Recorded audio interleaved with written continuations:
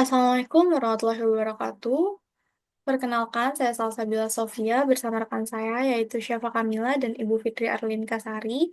Kami dari Universitas Yarsi Fakultas Psikologi. Di sini kami akan mempresentasikan paper kami yang berjudul Hubungan antara persepsi anak terhadap lingkungan dan Children Independent Mobility atau CIM pada anak di Jakarta.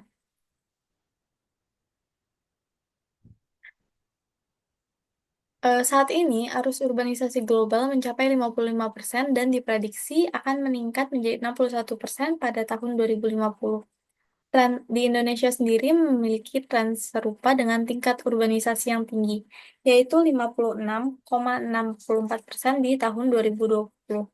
Saat ini, 43% penduduk Indonesia merupakan anak yang tinggal di wilayah perkotaan, dan diperkirakan di tahun 2025 akan mencakup 60% dari populasi perkotaan di Indonesia. Hal ini, jumlah yang signifikan ini menunjukkan bahwa anak-anak memiliki peran penting dalam mengalami dan merespon kondisi serta lingkungan tempat tinggal mereka. Dampak dari kepadatan penduduk ini yaitu berkurangnya ruang terbuka hijau, yang serta meningkatkan resiko kecelakaan akibat tingginya volume lalu lintas. Juga kondisi ini mempengaruhi persepsi orang tua terhadap bahaya yang akan dihadapi oleh anak-anak. Lalu karakteristik lingkungan seperti ketersediaan ruang terbuka hijau, fasilitas, dan tingkat keamanan juga berpengaruh pada kesejahteraan anak. Apabila lingkungan kekurangan elemen-elemen positif ini, maka interaksi anak dengan lingkungan menjadi terbatas. Akibatnya, anak kehilangan kesempatan untuk mengeksplorasi alam, bermain secara bebas, dan juga mengembangkan kemampuan keterampilan sosial di ruang publik. Lingkungan kota yang ramah anak merupakan faktor penting yang mendukung perkembangan dan kesejahteraan anak.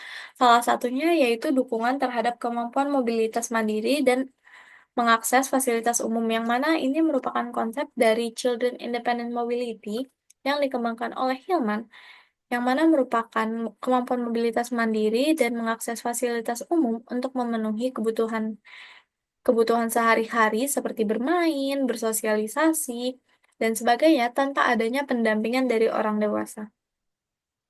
Persepsi anak terhadap lingkungan kota seperti perasaan nyaman, aman, dan daya tarik ruang merupakan faktor penting yang mempengaruhi keinginan anak untuk menjelajah secara mandiri.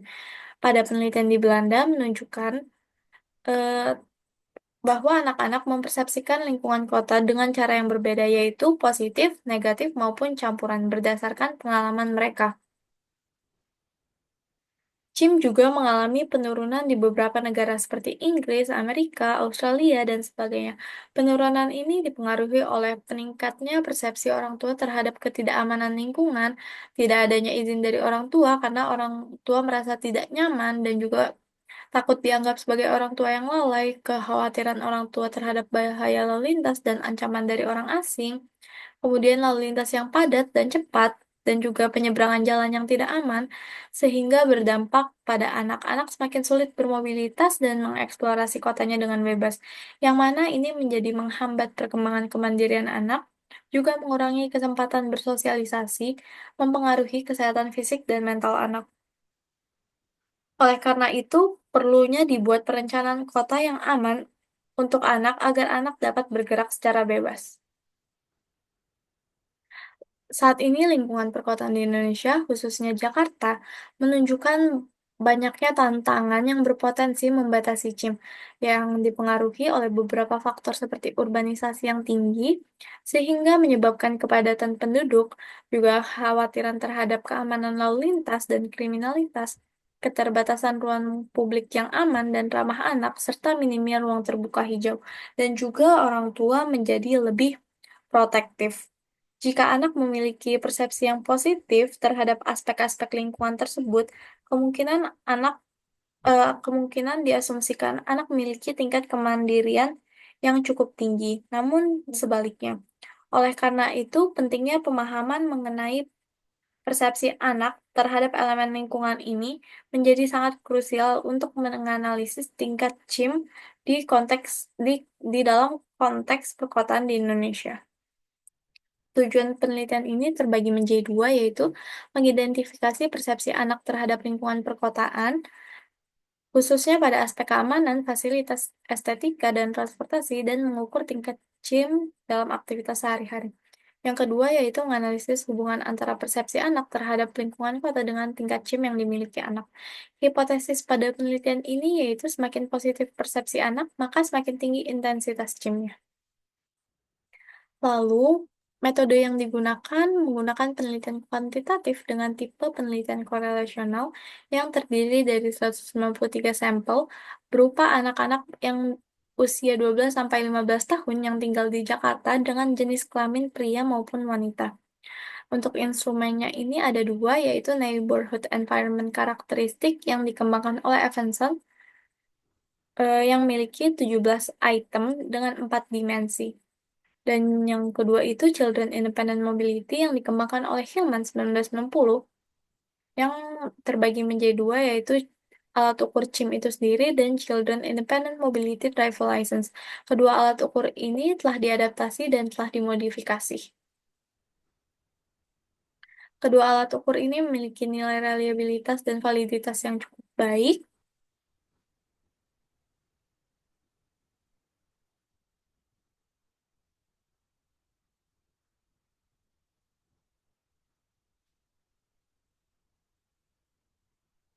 Baiklah, kemudian itu hasil penelitian. Pada tabel pertama merupakan gambaran subjek penelitian. Dapat dilihat bahwa subjek dalam penelitian ini berjumlah 193 dengan rentang usia 12 hingga 15 tahun dan berjenis kelamin laki-laki dan perempuan. Kemudian pada tabel selanjutnya merupakan hasil analisis uji normalitas. Dalam penelitian ini kami menggunakan uji normalitas Shapiro-Wilk, yang mana hasil menunjukkan bahwa kedua alat ukur tidak terdistribusi normal. Next.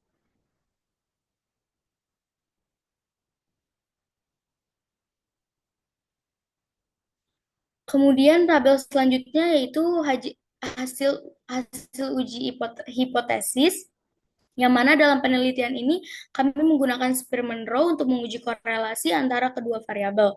Hasil analisis korelasi Spearman menunjukkan adanya korelasi yang positif antara persepsi anak terhadap lingkungan dan CIM, kemudian hubungan dimensi NEC dengan CIM. Pada dimensi keamanan memiliki hubungan yang signifikan yang sejalan dengan hasil penelitian terdahulu yang mana menunjukkan persepsi orang tua dan anak terhadap keamanan lingkungan mempengaruhi mobilitas mandiri anak.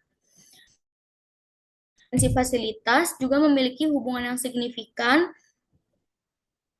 yang juga sejalan dengan penelitian terdahulu. Kemudian pada dimensi keindahan lingkungan dan transportasi memiliki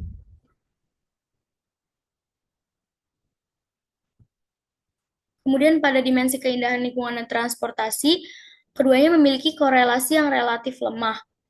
Namun, transportasi berpengaruh terhadap CIM, yang mana mengindikasikan bahwa aksesibilitas dan ketersediaan sarana transportasi tetap berperan dalam membentuk persepsi individu terhadap lingkungan mereka.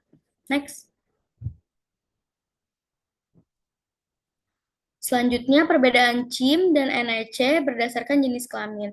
Pada tabel pertama yaitu variabel CIM, yang mana terdapat perbedaan yang signifikan antara laki-laki dan perempuan. Laki-laki memiliki nilai yang lebih tinggi daripada perempuan, dan hal ini sejalan dengan penelitian terdahulu yang menyatakan bahwa adanya perbedaan gender dalam CIM. Kemudian pada variabel NEC juga